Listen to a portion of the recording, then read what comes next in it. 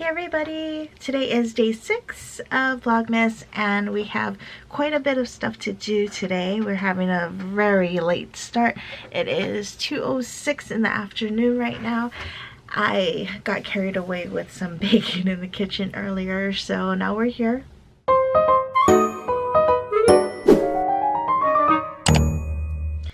I have to upload over 120 bookmarks. All of this right here, there, all of that right there is 3D printed bookmarks that I usually have at the craft fairs and pop-ups that I do, but since I'm not doing any more events for a while, I have to put them on the website, and I completely forgot about it until this morning.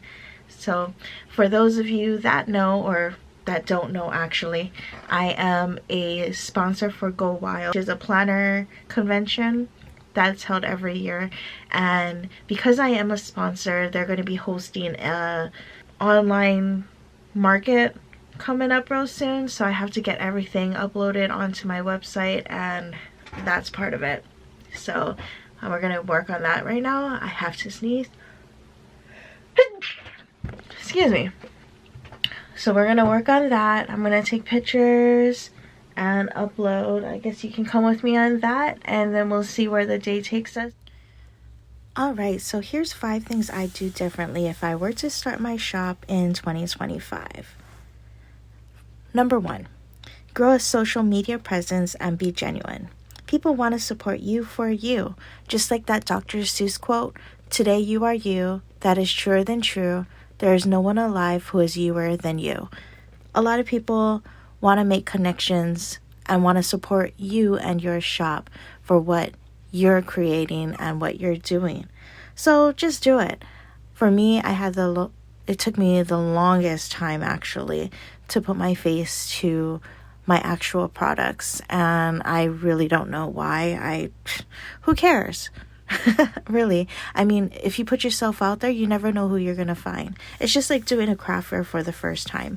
You can be nervous all you want, but really, nobody's gonna know you exist if you don't put yourself out there. And if you go to a craft fair and people see you, they might just actually like you, and who knows, maybe you'll sell out, right? So just try it. Just put yourself out there, make yourself a presence, whether it's social media or out in the real world. Brag about it. This is your pride. You've worked so hard to make everything that you've been doing, everything that you've been creating, putting a little touch of you in all of your products. So, yeah.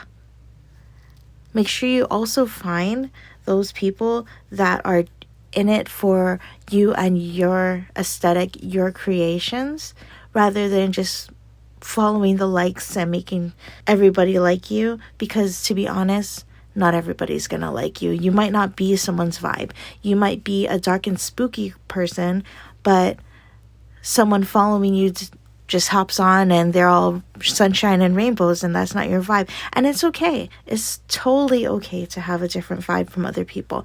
Everybody's different. So you be you, and you go find your people. Number 2, kind of feeds off of number 1 technically, is find your niche. Find your vibe, your personal touch. And with print on demand and AI, everyone can be generic. Do you know how many times I've seen that raccoon with fall feathers that says like "stay trashy" on it? Come on, guys. If you want to grow your presence and you want to be successful, step outside of the box. Yes, it could be an easy buck to just look up an AI generated idea and just slap it on a tote bag.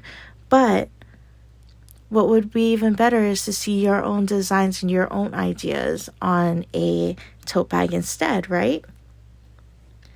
Number 3, emergency funds. Make sure you have some sort of emergency fund when stepping into your own business. Things happen, a big order can come in, and you're going to have to order more than enough supplies, and the funds might be on hold if you're using Shopify or even Etsy. Sometimes Etsy holds your funds. So you want to make sure you have an emergency fund that can cover all of your supplies that you need. Also, sometimes website fees You might need to pay some additional fees for your website or for other things like that, or your hardware. Say your computer goes down, your iPad, your printer, and you need to get another printer. Be sure you have a little bit saved up, so just in case something happens and you get a bump in the road, you'll be able to cover your little issues there. Number 4, which I've this one took me quite a while to figure out, and that is require at least a 50% deposit up front and get 100% payment before execution of whatever your service is or whatever your project is, or before shipping your items. Stand firm on your policies and procedures. And it's okay if people can't afford it. You shouldn't be fronting everything for a project. If they want your services or your business, they should be able to come up with some kind of funds to pay for it. Never, ever, ever send out anything before the payment goes through.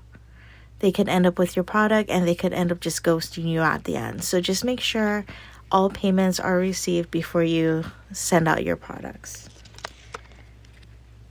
Number 5, there's a thin line between friends and business. And if they're your real friends, they'll understand when you tell them no business-wise. So say you have a friend that wants you to do a rush order and it just doesn't seem practical and they want a discount.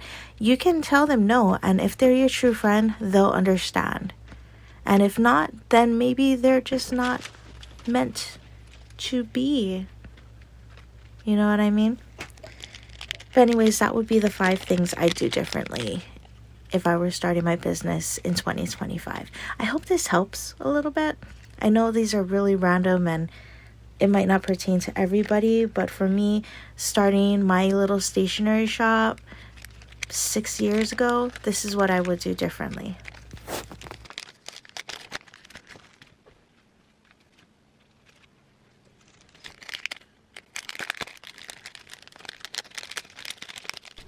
It is currently 2:57, so that went really fast. That was pretty awesome. So what I'm going to do now is I'm going to upload everything onto the website. Hopefully I can get that all done. That's going to be a while. I got to edit some of the photos because some of them were a little darker than I wanted. But other than that,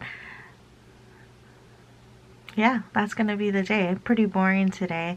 I will be doing a few Q&A and some other types of vlogs coming up, so if you're into all that kind of stuff and want to see where this is going, like, subscribe, and I'll see you in the next one.